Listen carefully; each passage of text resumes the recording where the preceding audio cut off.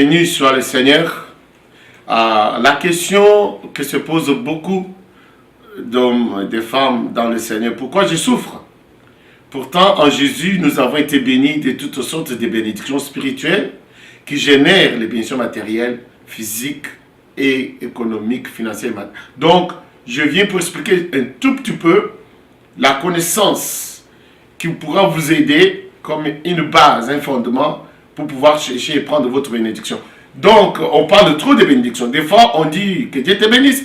Peut-être c'est juste un souhait. Et peut-être celui qui le dit ne le dit pas avec un fond dans le cœur. Ni avec l'onction, ni avec l'autorité, ni avec la puissance. C'est juste un souhait. Que Dieu te bénisse, que Dieu te bénisse. Mais il y en a qui le disent avec l'onction. Il y en a qui le disent avec tout cœur, avec la puissance de la foi en eux. Et qui ont des compassions pour ceux-là qui bénissent. Et ceux qui bénissent les autres, les uns qui bénissent les autres doivent être supérieurs en onction, en foi, en puissance. Donc, je vais expliquer un tout petit peu la bénédiction. Nous cherchons toute la bénédiction parce que la malédiction sévit le monde. Et parce que les gens souffrent et sont maudits, ils sont à la recherche de tout. Ils peuvent tout faire. Mais je viens redire à tout le monde aujourd'hui que la bénédiction, c'est pas quelque chose de nouveau qu'un magicien ou un prophète détient pour quelqu'un. La bénédiction, c'est à l'origine de Dieu lui-même. En créant l'homme et la femme, dans Genèse chapitre 1er, les versets 28 et 29, la Bible dit, en le créant, et Dieu le bénit. Dieu le bénit et Dieu leur dit, soyez féconds, multipliez, remplissez la terre et dominez. Donc, Dieu a béni l'homme avant le péché, avant la chute de l'homme, avant que la malédiction rentre dans le monde, avant que le malheur, la pauvreté, la misère puisse atteindre l'homme. Dieu a déjà béni l'homme que tu es, l'homme que je suis. Bon, maintenant, qu'est-ce qui s'est passé? La bénédiction, ce n'est pas ce qu'on trompe aux gens maintenant. Oh, entre dans l'eau, tu seras béni.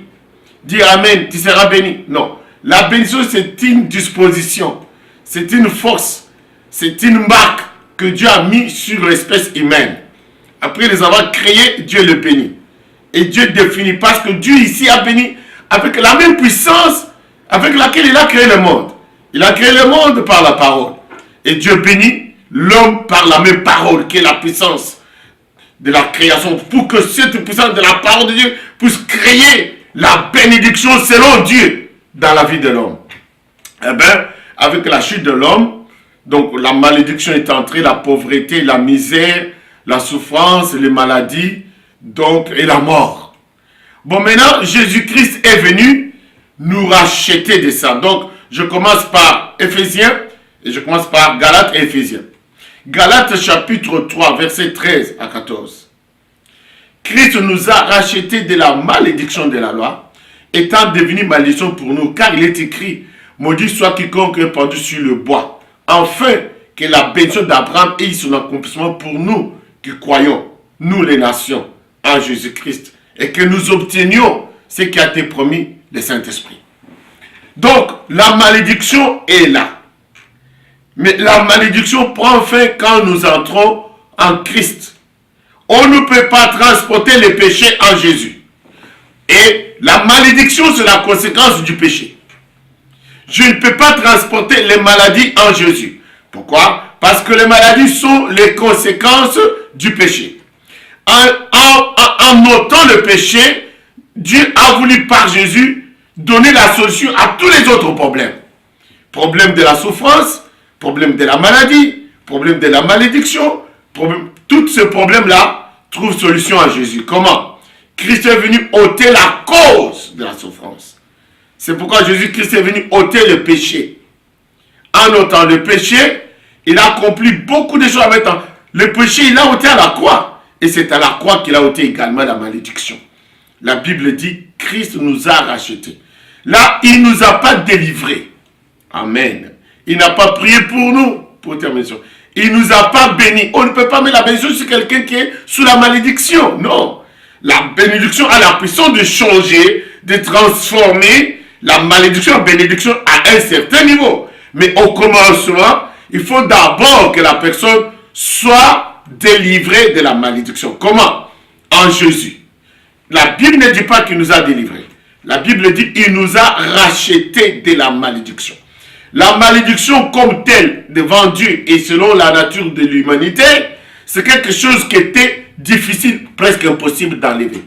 C'est pourquoi la Bible dit, Christ nous a rachetés. Il a payé les prix.